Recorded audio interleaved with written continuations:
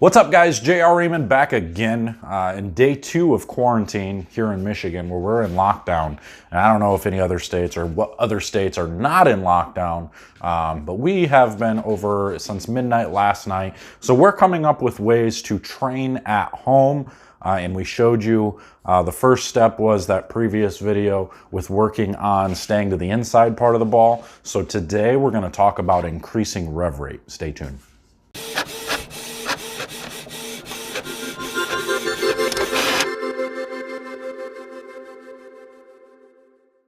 All right, so increasing rev rate, you've seen the other videos that I've done and you've seen me do it with a regular bowling ball. So now I'm gonna show you how to do it with the practice ball that you made out of your styrofoam. And maybe you haven't made it yet, you've ordered one. I know a lot of people have said that they've ordered one offline to be able to get one so that way they can use it and practice at home. And again, I'm gonna go back over this. The reason why I'm talking about using one of these, a practice softball, is because obviously it's really difficult to throw a bowling ball in the house unless you've built some type of contraption, which I have seen them over the last few days.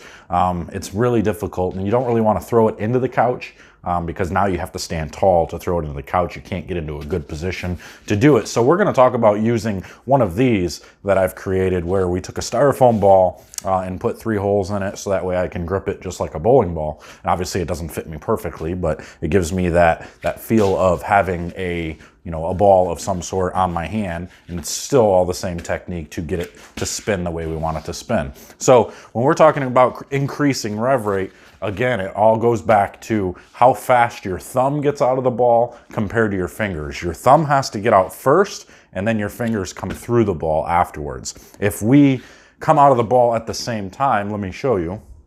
If we're getting ready to release the ball and we get out of it at the same time, you get barely any spin. So if I throw it into the wall, now if I release at the same time, fingers and thumb, now you see the ball not spin at all, right? So we can get it to basically not spin when it hits the wall. So what we want to do is we want to make it spin before it hits the wall. And if we just barely get our thumb out before the fingers, we can make it spin just a little bit. See, now it's spinning forward.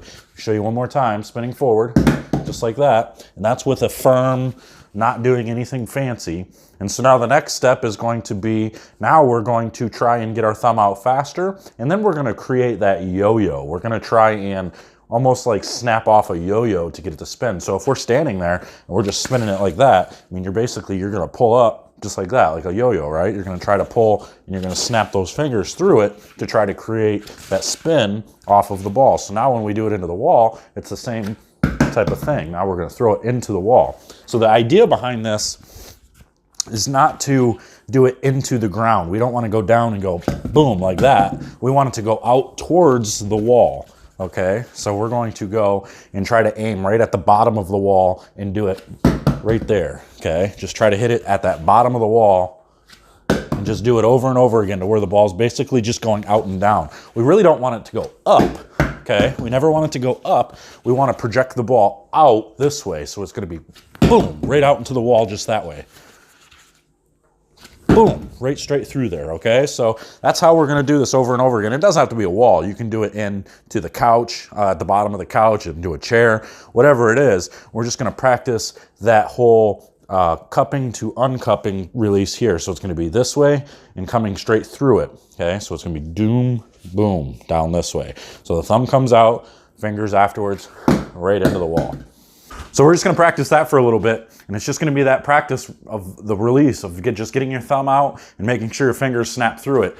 Now, I know some people are going to say, oh, that's not the proper technique. Well, this is just to give you a feel. This is just to give you an idea of what it's like to be able to snap it off. It's like if you took a football, if you had a regular football, or any ball for that matter, if I just toss it up, obviously no spin, right? But if I roll it off my fingers and I spin it with my fingers, now you can create spin. Even if your fingers aren't in a hole, you can create spin, rather than if you go up at the same time, you get no spin. So it's all about creating that spin off of your fingers, making it feel like the thumb comes out, then the fingers come out, and you roll through it in the direction. Now, when we're talking about the release, we can talk about that in a different video.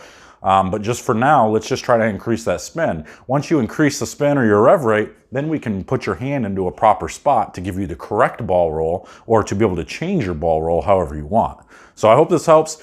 give you something to work on a little bit. Now you can go back, work on keeping your hand to the inside. So let's do both. Let's keep our hand to the inside and create that spin. That's going to give you that extra power, and that's what it's going to be all about at the end of the day. So I hope this helps. Comment below. Let me know if this works for you, if you have other techniques or other things that you try to do for this. Just let me know, and we'll talk about it down in the comments below. But otherwise, I'm out of here. We'll see you guys later. Take care.